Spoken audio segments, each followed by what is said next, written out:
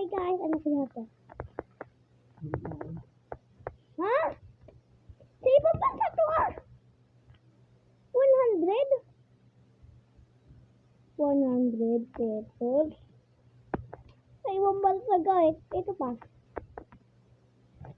What? Sa ibang bansa? 100 100. 100. Tingnan yung tao. And cake. Galing guys. Galing.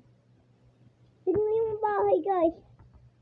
Ang ngayon ko nakakakita to Saan kaya galing to guys?